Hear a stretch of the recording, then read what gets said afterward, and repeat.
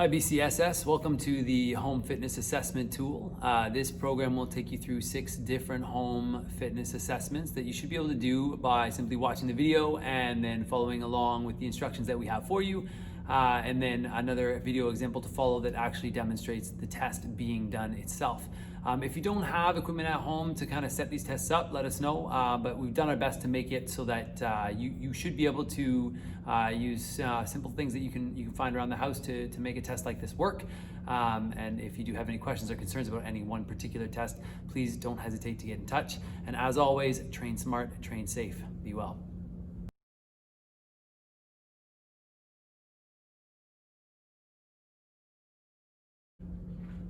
Hey guys, so before we get started with the at-home fitness testing protocol, it wouldn't be very smart of us to not let you become familiar with a really good, well-rounded warm-up routine that we would also highly recommend that you do prior to completing tests of strength or speed or power or really anything. So we're going to take you through a few different warm-ups that are definitely really good movements that you should certainly use as primers, in addition to any other warm-up rituals or activities that you generally like to do. We're going to start by doing what we call the lunge and overhead reach paired with the alternating push-up. So that's a step back lunge into an overhead reach with the back knee just dropped right down. It's no big deal. We're not looking for stability here, but then placing both hands down to either side of that lead foot, sending it back to meet the back foot, doing a push-up in between, and then taking a big step forward now with the alternate foot, dropping the other side knee down and reaching up and looking up intermittently. So we're stretching out the hip flexor here, preparing it for an extension or flexion type of movement during a test. And of course, we're starting to engage the upper body a little bit with that intermittent push-up as well. So just alternating back and forth between each side for the lunge, doing the intermittent push-up in between, probably for a series of anywhere between 10 and 20 of these, I think is a really good number to start with. And this reverse step lunge with the alternating push-up and the overhead reach in between is a really good full body primer for fitness testing. The second movement is called a walkout and flow up. If you've worked with me before, you're familiar with this one already. I do it with almost every athlete I work with.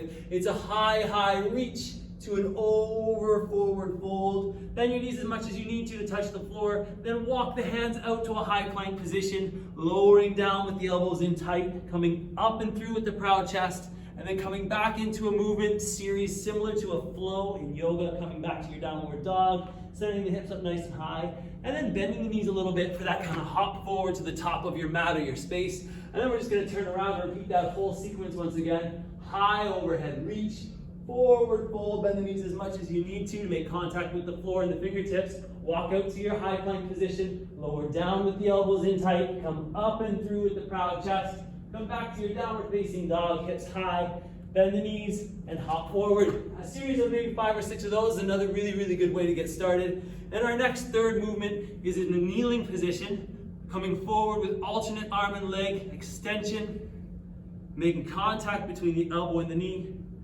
coming back to that extension, but this time coming into what we'll call a transverse rotation, allowing the front arm to drift out to the side and the back leg to come to the opposite side, and then back to center, making contact again, elbow to knee, and extension, and then drop the knee and the hand, and repeat on the opposite side. So that's extend left arm, right leg, elbow, knee contact, extend again, transverse rotation, trying to keep those limbs, arms and legs parallel to the floor if you can. Back around to our starting point, contact between the elbow and the knee, extend again, drop back down, and then repeat that same sequence on the opposite side. So once again, maybe doing 5 or 6 of these on each side is a really good one as well. And then we'll just come into a series of squat movements here, starting with an overhead squat. So hands clasped in front of you, reaching down nice and low, but holding the hands up high overhead with the proud chest, and then coming right back up to stand tall. All the way down, hands up nice and high, keeping the heels on the floor as best you can. Stand tall, keeping the chest proud every time, making sure that spine stays neutral.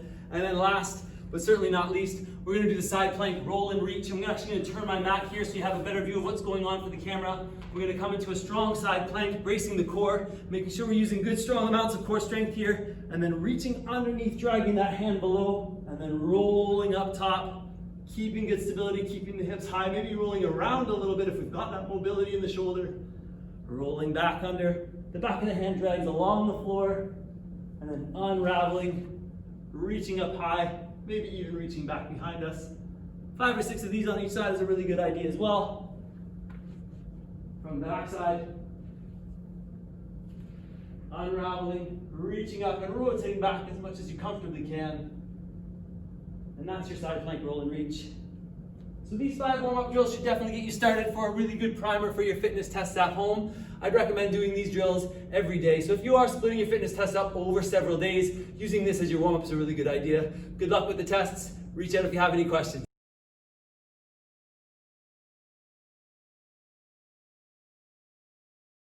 This is a test of general strength. In the upper body, we're going to be using horizontal push strength, and this is the push-up test. I'm sure you're all fairly familiar with the way a push-up test does work. We want to call this test the Metronome push-up test though, because we are going to use something called a metronome, which if you're not familiar with, is a rhythm tool. It helps us understand how we should continuously be working with rhythm. A lot of musicians use metronomes all the time. If you play piano, you're familiar with a metronome, of course.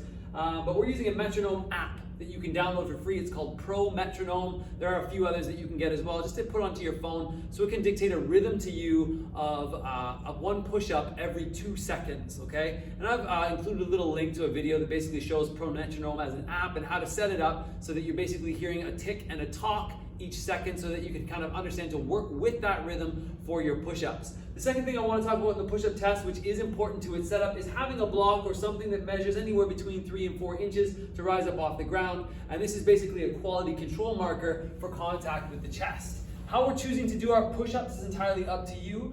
If you're going to do push-ups with knees down, that's completely fine. Knees up with the straight plank form is fine as well. But what we're really aiming for is with that metronome rhythm to make sure that we make contact with our mark, whether it's a block or a dumbbell or something else, each time we're in the drop phase of the push-up, waiting for that tick or that talk to come back up from each repetition. And of course, as soon as we can't make contact with our chest to whatever we've used on the floor, the test is over for us, and the number of repetitions that we've counted up to that point is our final score.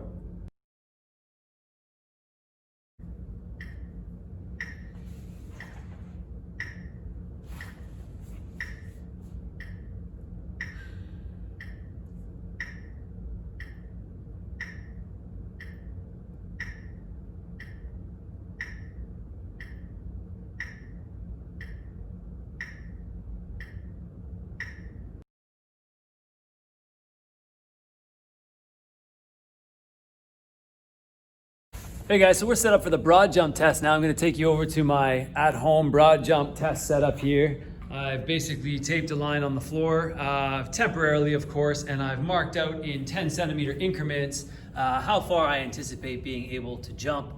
This is probably a lot further than I'm going to need myself. I'm not much of a broad jumper, but if you just have a regular tape measure at home that you can lay out on the floor, you can use that as well. Nothing too fancy. What we want to do though is make sure it's sturdy enough so that if we do come down on it and land pretty hard, we don't offset what we've measured. So putting things like sticks on the ground or things like that measured at certain increments, that should be a last resort. It'd always be a little bit better to have something like a tape measure, or if you don't have a tape measure, just laying down a piece of tape and then measuring out those increments with a ruler. And of course, your standing bilateral broad jump is quite simple. Standing at the baseline where you've measured 0 centimeters and then taking knee and hip flexion, and then one high power extension of the knee and hip as you kind of jump for distance, okay? So using your arms is totally allowed. You want to create knee flexion and then a complete hip extension as we complete our jump. We do need to stick the landing, and then we're going to round down to the nearest 10 centimeter increment. So I'm between 160 and 170 here, so I'm going to score my broad jump at 160 centimeters. Most people aren't going to perform any better after their 3rd repetition of a broad jump than they would if they did a 4th or 5th or 6th repetition. So if you're not satisfied with your first attempt, by all means, feel free to do a 2nd or 3rd. But usually after a 3rd or especially a 4th attempt of a broad jump, it's probably not going to be getting any better. Good luck.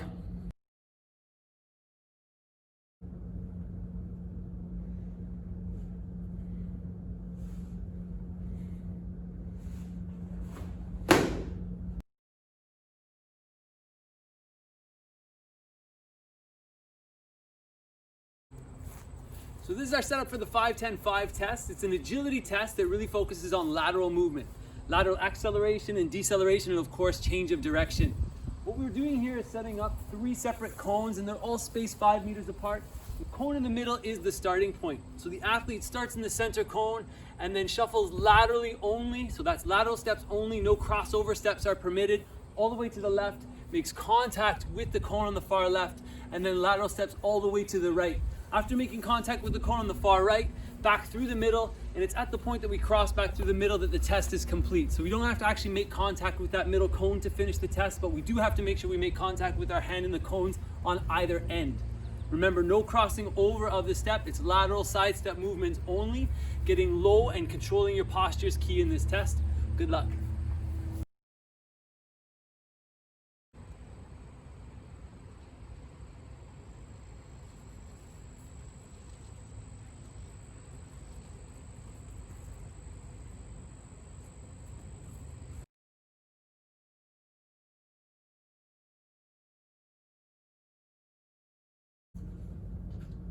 So this is our flexibility and mobility test, and this one can actually be done at home with no equipment at all. A pretty simple test in terms of what we're asking you to do, but a little bit difficult to actually perform with full range. And some of you will kind of find that this is a little bit of a struggle with respect to how much mobility and movement we have in what we call the posterior chain, our hamstrings, our glutes, and our lower back. And that's really what we're trying to test here. So some of you are probably familiar with something like a sit and reach test that kind of has you sitting down on the floor and reaching for your toes. We're going to do that a little bit differently this time by spacing our feet shoulder width apart and standing up nice and tall, grabbing one hand in the other and pulling the biceps back by the ears with an overhead reach. And we have to hold this position as we put a little bit of a bend at the knee and then slowly begin to hinge forward. Now the reason we're holding this position with the hands and the arms reached overhead and the biceps pulled back by the ears is that it's forcing you to keep a nice proud chest and neutral spine. And what we're looking to achieve here is a spine that can basically move to a position of parallel with the floor, all right? So with, again, reaching overhead, pulling the arms back with straight arms overhead, feet spaced about shoulder width apart, peel up the toes, little bend in the knees, stick your butt back behind you and gradually hinging forward, trying to keep that nice postural control up top, nice long spine. The gaze comes down to the floor as well, and trying to bring our upper body or torso to that position where it's kind of like a tabletop, flat, parallel to the floor. That's a full range hinge that we're looking for. Some of us are probably going to start to feel discomfort right around this point. This might be as far as we can go. As you're doing the test, we really only want you to go as far as you can with comfort. We don't want you kind of forcing yourself into a position of parallel with the floor if it's creating you a great amount of discomfort. And what we're looking for is that angle that you're able to bring your torso to. Okay, so this is a lumbar mobility and hamstring flexibility test. It is a hinge movement, and we're really just trying to make sure that we're working with you on the actual current amount of mobility that you have. So if you're feeling like you're in pain or discomfort at this range, we don't want you to go any further. We only want you to continue with a full range if you're able to do it comfortably. Good luck.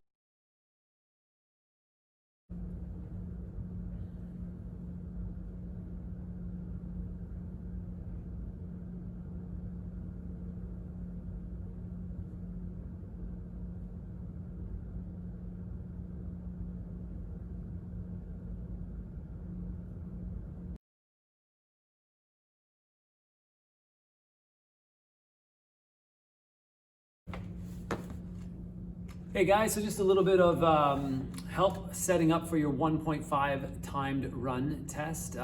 Over to your left there is a list of free apps that you can download for any smartphone, and they will help you kind of track using your smartphone's GPS, of course, your results for a 1.5 kilometer distance run. They're all free, easy to download, easy to set up. If you're not into running with your phone and you want to do it another way, you can always find a regulation track, a 400-meter track, and of course 3.75 or 3 3/4 laps of a regulation track is a 1.5 kilometer run, so you can just time it with a regular old-fashioned stopwatch.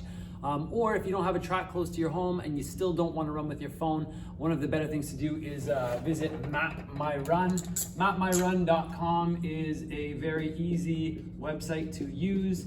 And you can plot out your running route ahead of time, draw a 1.5 kilometer map for yourself that is kind of around your neighborhood, and just set your stopwatch at the doorstep or take it with you on your wrist if you want to, and go out and do your 1.5 kilometer timed run. Good luck with the test.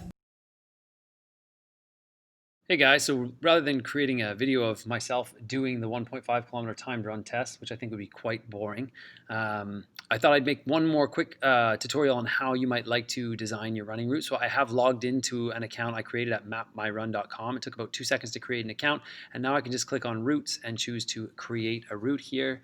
And then of course I can type my location, starting location up in the top left corner here. So wherever I'm starting from is where I should type.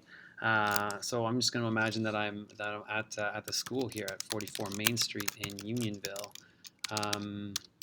And once I've typed in my address, it's going to give me a starting point, and that's Bill Carruthers Secondary School. I'm going to draw myself a 1.5 kilometer loop that kind of starts right at that stop sign there that's halfway down our driveway. So clicking on there for my starting point, and then clicking out to the road.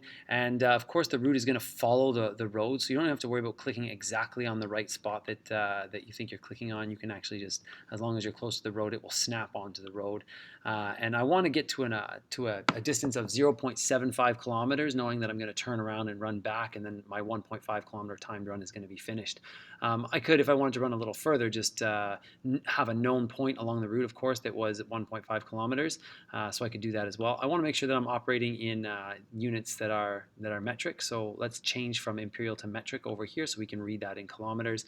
And now maybe I'm just going to head up Main Street Unionville and turn on East Drive. And when I get to that 0.75 kilometer mark, I'll know that I've gone far enough. I'm at 0.73, so I'm really going to kind of pick and choose my location here, and that's my turnaround point right there. And what looks like is probably the 1, 2, 3, 4, 5, 6, 7, 8, 9, 10th house in on the street is my turnaround point after I turn on East Drive, and that's easy enough for me to kind of do in just a couple minutes. So now I have a known 1.5 kilometer route for my 1.5 kilometer timed run. I hope this helps for anybody who's wondering about exactly how far they should be running if they don't want to take their smartphone with them. But again, as I recommended in the earlier video, the best way to do it is with a smartphone app if you don't mind running with one. Good luck.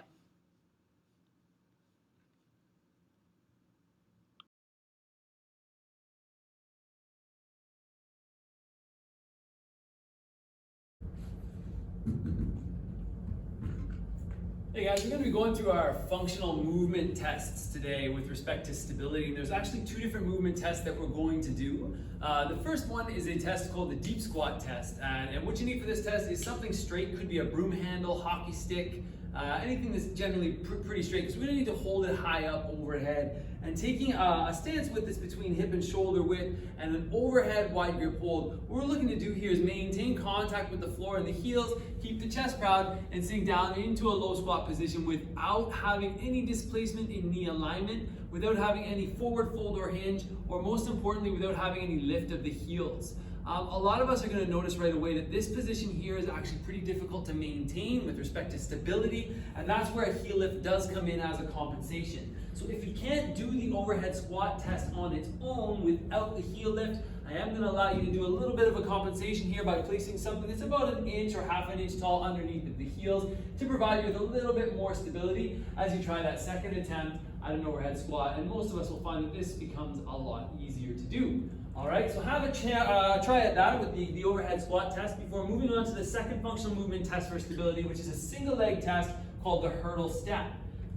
The hurdle step test involves placing that same bar, stick, whatever you're using, across the shoulders and then stepping over something that's generally just a little less than knee height. So you can find something around the house, could be a cereal box or a thick book, something that can stand up nice and tall. And what we're trying to do here is step straight up and over that item with tapping the heel down on the other side and then bringing that step back across. And what we're generally looking for here is to see whether or not you're tilting to one side as you rely on single leg stance for stability, or also if you really need to open up the hip as you step over and back. Those are 2 indications that there's a limitation with respect to the amount of mobility that's available to you through the hip joint and the amount of stability that you're relying on that single leg stance leg. So try both of those tests today. They're going to demonstrate how mobile and how stable you are with respect to functional movement. Good luck.